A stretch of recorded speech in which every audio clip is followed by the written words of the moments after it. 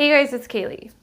I feel like we need to have a talk. Just a good old chit chat about what's going on in the reseller world. There's really no way to say this without sounding like a jerk, so I'm just going to say it, and if it upsets you, I'm sorry, but hopefully it upsets you enough to do something about it. So I have been seeing a lot of YouTube content, social media posts, and a lot of conversations regarding, should I use bots? Should I be taking my photos first? Should I be using a white background? Should I be hiring a VA? All these additional things where we are trying to sell you basically an additional process to your business to make your business easier. In most cases, those things can be really beneficial to your business, but here's the problem. A lot of new resellers are watching this, or even people that have been reselling for a while but can't seem to get footing within their business and see trajectory. And the problem with trying to do all of those extra steps to supplement your business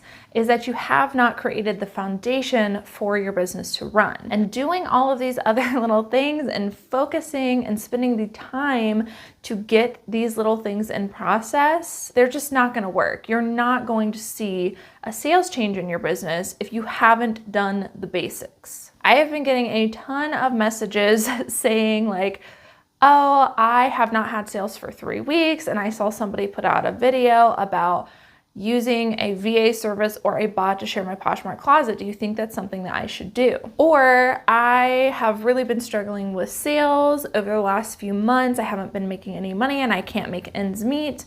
But I was wondering, do you think it would be a good idea to get a storage unit to house all of my products? Because I feel like having my products outside of my house would really offer me clarity and help me to be able to work a little faster. Here's the problem, guys. If you are currently not making consistent sales, there is something wrong. There is a breakdown in the basics somewhere, and doing all of these additional things are only going to add to the chaos and make it so that you can't get your foundation set. Here's the deal, guys. If you've got a good product, you've got a good price, you list it, it's gonna sell. The rest of the stuff doesn't matter a whole lot. If I've got a Patagonia cinchilla jacket and I list it even with dark lighting, but I have a decent price, it's probably going to sell within the first week of me listing it because it is a good, well-known brand, a good style, and it has a great sell-through rate. And I would know that because I checked comps, I checked the sell-through rate, and I listed it. Whether or not your background is white for a product like that should not matter. It's going to sell. Unless you are laying your clothing on a pile of garbage to take a picture and to list it, it's still going to sell. Will it maybe sell faster with a white background? Will it look more presentable to the buyer? Absolutely.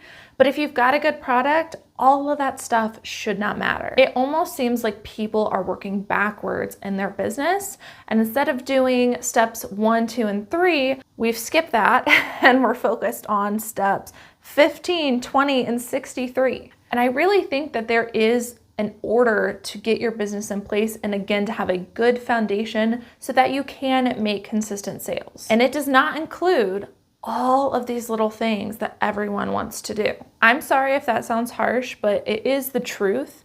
And I would rather sound harsh and hopefully open up your eyes and realize that your business is not going to work so that you can take hold of it now and correct it, than just be nice and let everybody live in this fairy tale land where bad items are going to sell as long as we have VAs and we share 6 times a day. It really frustrates me seeing all of these videos, all of these comments, and they're targeted to newer resellers, and the newer resellers are the ones who are going to take grasp of that and go, well, I'm not making sales. Maybe I should try this. Maybe I should try this. Maybe I should try this. And half of your week is spent trying new things. You guys need to stop. Let's focus on getting the basics down and getting into a spot where even with a small store, we are consistently making sales. So this is all just my personal opinion, but it is what has definitely worked for me.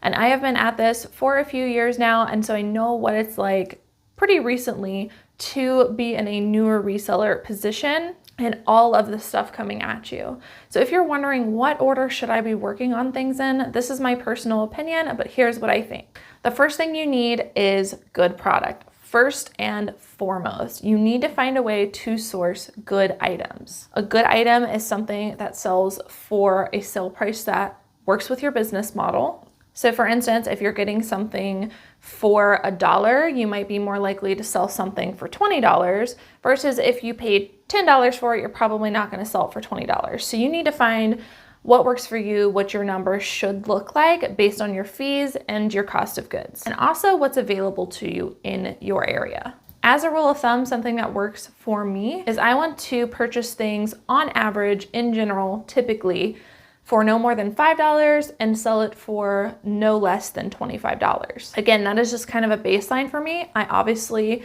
deviate from that a little bit. I go either below that or way above that sometimes. You know, I sell things for hundreds of dollars. I sell things for $15 sometimes. But on average, I would say it falls somewhere in that range is what I'm looking for while I'm at the thrift store or while I'm at the bins. My average sale price right now is somewhere between $35 and $40 typically. So you can see a good averaging of, again, lower selling items and higher selling items. Now you might be asking, that sounds like two different business models, but it's not. I actually focus on one business model, which is sell-through rate.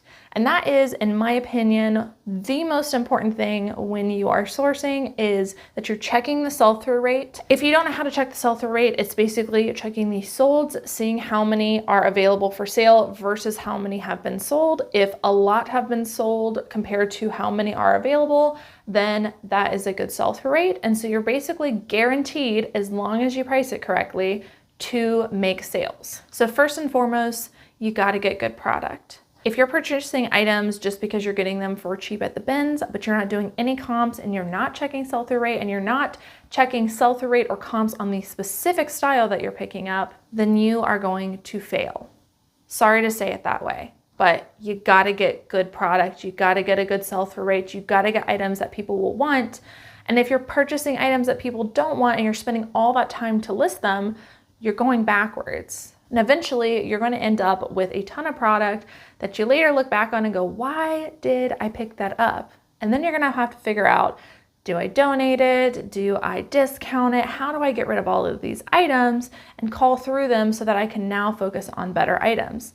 The sooner you can do this, the better. I waited way too long to do that. So first and foremost, find a way to get good items. Make sure you are always checking sell-through rate, make sure you are always checking comps and being very specific when you're looking at the solds. Next would be good pricing. So now that you found good items, making sure that you are pricing them correctly, and that kind of just goes along with doing comps and checking sell-through rate, and again, being very specific when you're looking up solds. You want to be pretty much where everybody else is at, if not $1 or $2 lower. And if you do that, the item's gonna sell. Yes, it will probably still sell even with bad photos if you've got a good item. So for example, if I come across a men's J. Crew t-shirt and I just look up J. Crew men's shirt and I don't filter pre-owned and I don't say that it's short sleeve and I don't say that it's a crew neck and I don't say that it's made out of cotton when I check my comps, what I'm going to get is all J. Crew shirts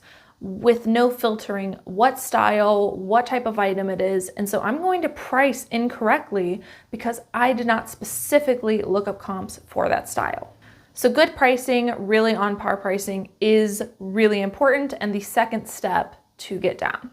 Once you've done that, your foundation is pretty much set. Now we need to focus on consistent listing. Consistent listing simply means we are listing the same amount every week and we are doing it often. This absolutely does not mean that you need to list every single day, which I know is another debate going on social media right now, but you absolutely do not need to list every single day. If you're capable of doing it, absolutely, it can be a great business practice and can make you lots of sales, but it doesn't have to be every day. If you can only list every Saturday, then do it. But set yourself a schedule and get to consistent listing and not just doing it whenever you feel like it. Now again, even if we list consistently, if we don't have the other two before it, we have a breakdown in our process. So if we're listing consistently, but we're listing bad items, things that people don't want, or we're listing good items, but we're pricing them too high, they're still not going to sell. So you can see each process has a breakdown if we're not doing everything before. After consistent listing, I would then focus on listing speed.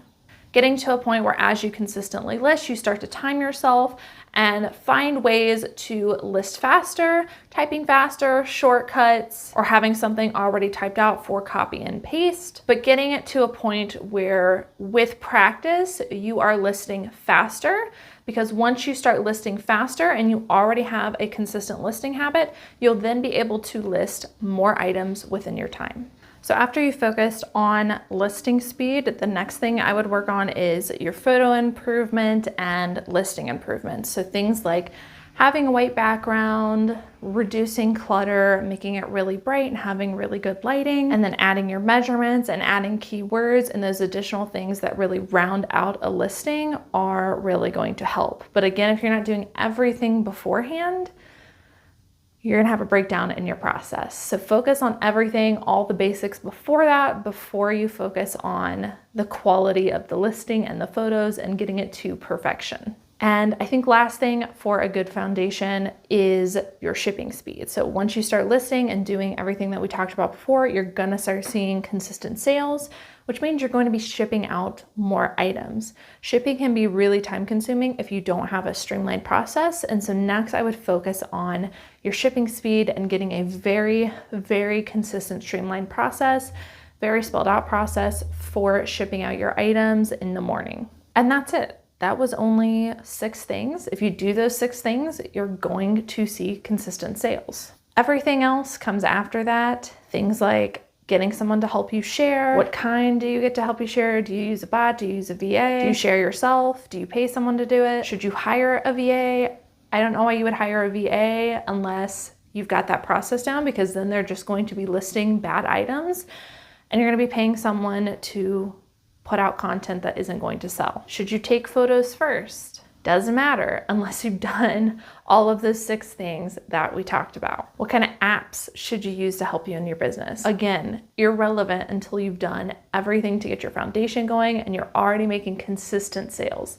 That's when you start to look at all of those little things that make little adjustments and little differences in your business that help.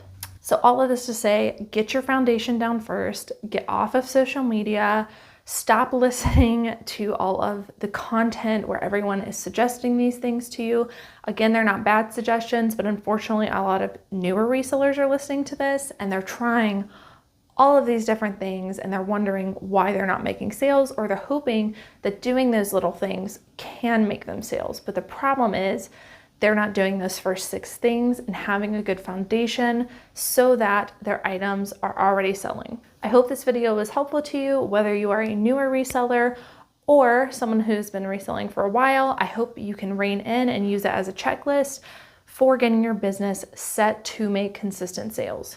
Drop a comment down below. Let me know if this is something that you struggle with. I know I definitely did in the beginning. There was just too much going on and I wanted to try everything. If you like this kind of content and you're not already subscribed, make sure to subscribe and hit the notification bell. That way you get notified when new content goes live. As always, thank you guys so much for watching and I will see you in the next video.